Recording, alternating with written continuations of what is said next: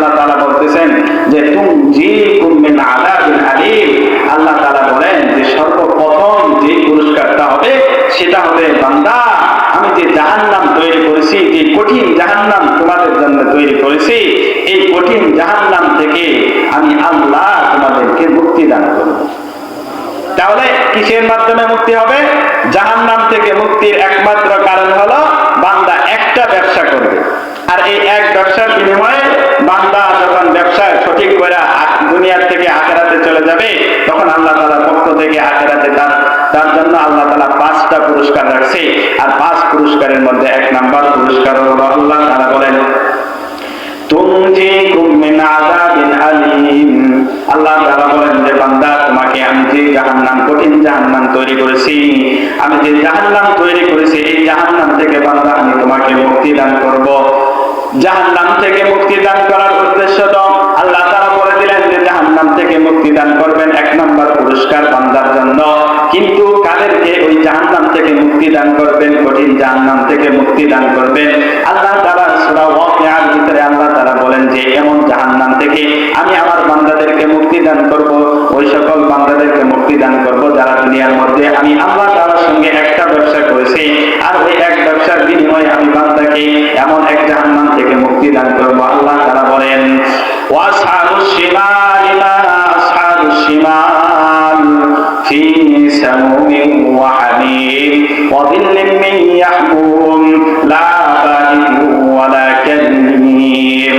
আল্লাহ তাআলা বলেন ময়দানে মাহশরে যে বান্দার ডান হাতে আমলনামা আসবে, বান্দাটা হবে সৌভাগা, তার মানে ওই বান্দা হবে সবচেয়ে সৌভাগ্যবান। আর যে বান্দার বাম হাতে আমলনামা আসবে সে হবে সবচেয়ে বড় হতভাগা।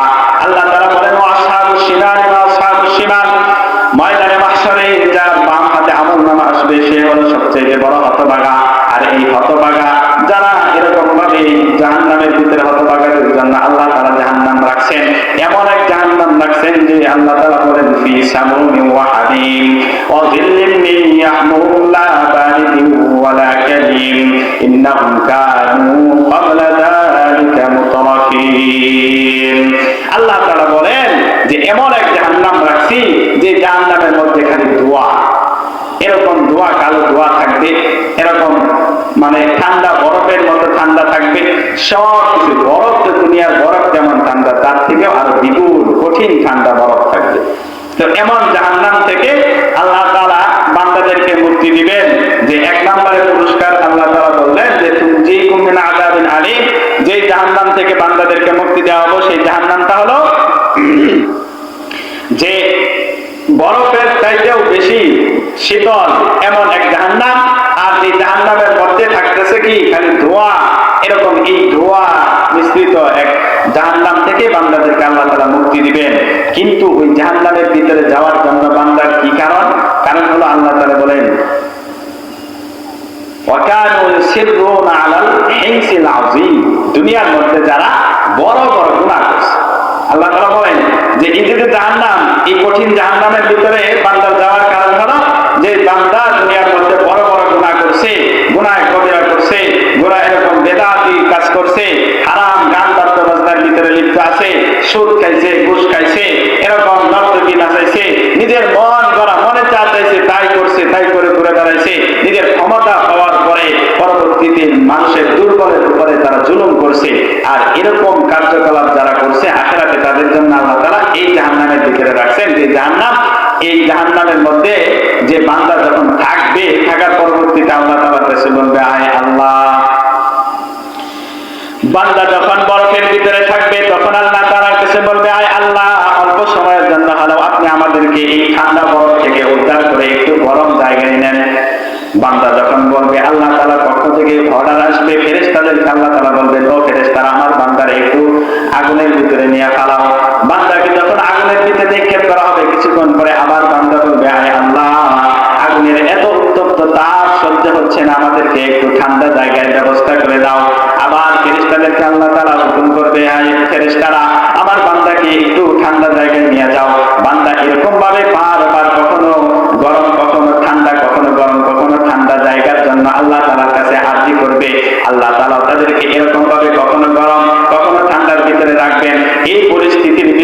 আল্লাহ তাআলা বলছেন যে এমন বান্দা, এই বান্দা, এরকম বান্দা যখন এই জাহান্নামের ভিতরে থাকবে আর এরকম বারে বারে যখন কখনো গরম কখনো ঠান্ডার জন্য আরজি করবে, আর ওই বান্দাটা যদি আমি আল্লাহ তাআলার একটা ব্যবসা দুনিয়ার মধ্যে থেকে করে আসতে পারে, যেই ব্যবসার মাধ্যমে আমি আল্লাহ তাআলা তাকে নাজাত দান করব, ওই কঠিন জাহান্নাম থেকে আমি মুক্তি দান করব।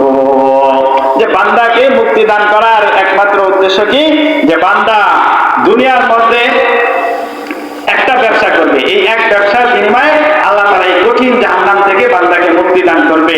এখন এই কঠিন জাহান্নামে যাওয়ার কারণ কি বলছেন, ওয়া কানা ইউসিরুনা আলাল ইনসিল আযীম।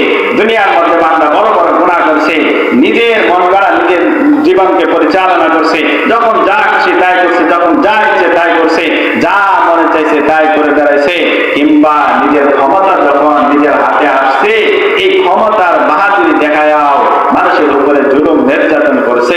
আর বান্দা যখন বান্দার উপরে জুলুম নির্যাতন করছে, আল্লাহ তাআলা এটা কখনো সহ্য করে না। যে দুনিয়ার মধ্যে বান্দা বান্দাকে বেইজ্জতি করবে, বান্দা বান্দাকে কষ্ট দিবে, শাস্তি দিবে, এটা আল্লাহ তাআলা কখনো বরদাস্ত করে না।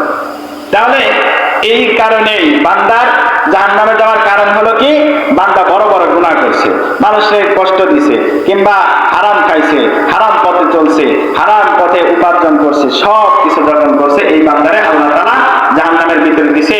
কিন্তু আবার বান্দার মধ্যে যে গুণটা আছে, বান্দা কি করছে, যে দুনিয়ার মধ্যে থাকাকালীন অবস্থায় আল্লাহ তাআলার সাথে একটা ব্যবসাও ঠিক করে তারপরে আখিরাতে কবরে গেছে।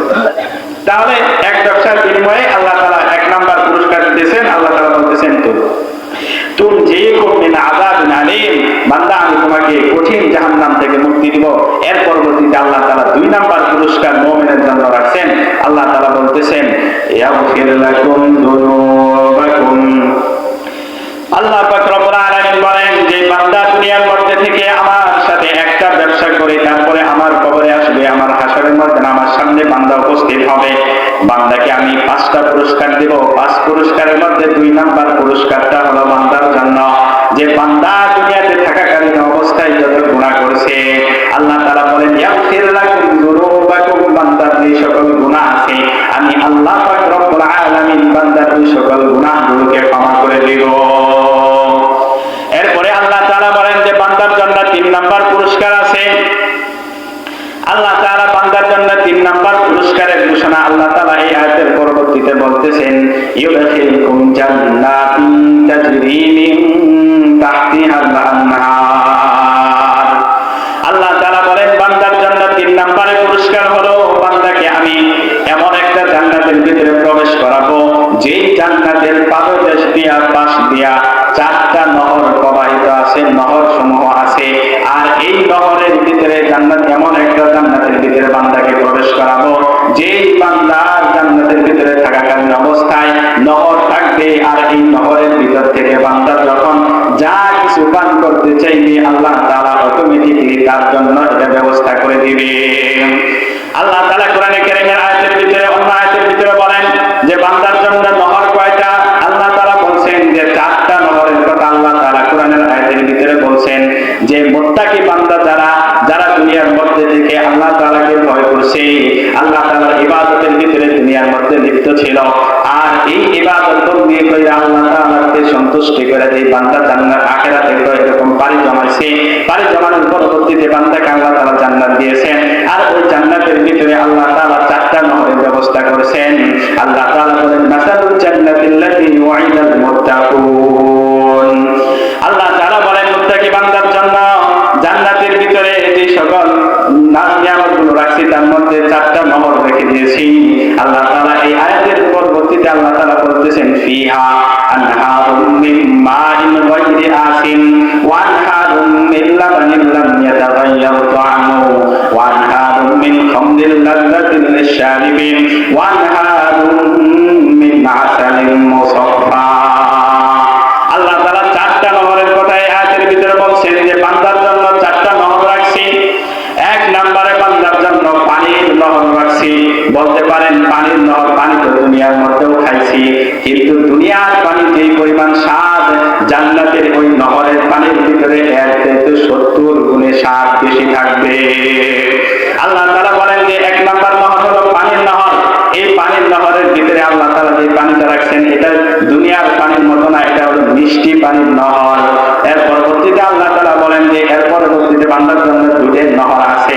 দুধ দুনিয়ার মধ্যে তো আমরা দুধ খাইছি, কিন্তু এই দুধের নহর আল্লাহ তাআলা বান্দার জন্য রাখছেন জান্নাতের ভিতরে।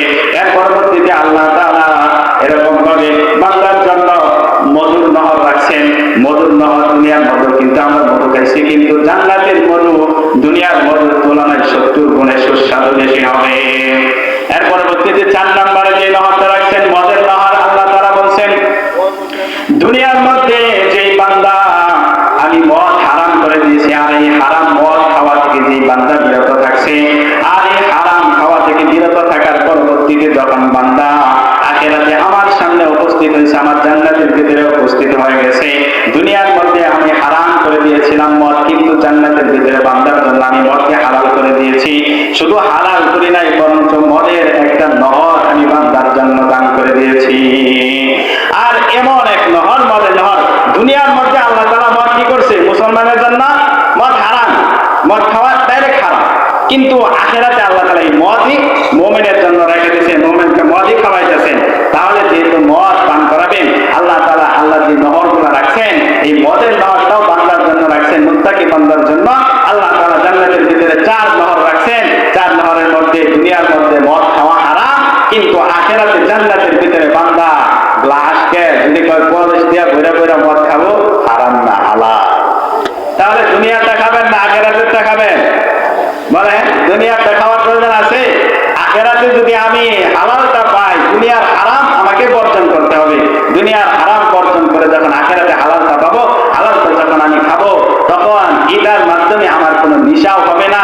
দুনিয়াতে মদ খাওয়ার পরে মায়ের চিনে না, বাপের চিনে না, ও কত মাতলামি করে, কত কিছু করে। আখিরাতে যতই খাক, যত পরিমাণে খাবো, কোনো বান্দার কোনো নেশা হবে না, বান্দার সেন্স হারাবে না, বান্দার সেন্স ঠিকই থাকবে। তো এই জন্য আল্লাহ তাআলা জান্নাতের ভিতরে নহর রাখছেন। এই নহরগুলো কার জন্য রাখছেন? আল্লাহ তাআলার সাথে যে দুনিয়ার মধ্যে একটা ব্যবসা করবে। এখন যেহেতু সময় শেষ, ব্যবসার কথাটাই বলে শেষ করে দিচ্ছি। আল্লাহ তাআলা বলেন যে ব্যবসাটা হলো, ব্যবসাটা কি? আল্লাহ তাআলা বলেন তুমিনুনা বিল্লাহি ওয়া রাসূলিহি ওয়া তুজাহিদুনা ফি সাবিলিল্লাহি বিআমওয়ালিকুম ওয়া আনফুসিকুম। আল্লাহ তাআলা বলেন যে তোমরা দুনিয়ার মধ্যে যারা মুমিন আছো, আমি আল্লাহ তাআলার উপরে বিশ্বাস স্থাপন করবা, আমার নবীর উপরে বিশ্বাস স্থাপন করবা, তোমাদের জান মাল যা কিছু আছে সব কিছু দিয়া আমি আল্লাহর রাস্তায় খরচ করবা, জিহাদ করবা। এটাই হলো তোমাদের ব্যবসা। এই ব্যবসা যদি কইরা তোমরা আখিরাতে কবরে আসতে পারো, তাহলে আমি বান্দা তোমার জন্য আখিরাতে 5টা পুরস্কার রাখছি। 5 পুরস্কারের মধ্যে 3 পুরস্কারের কথা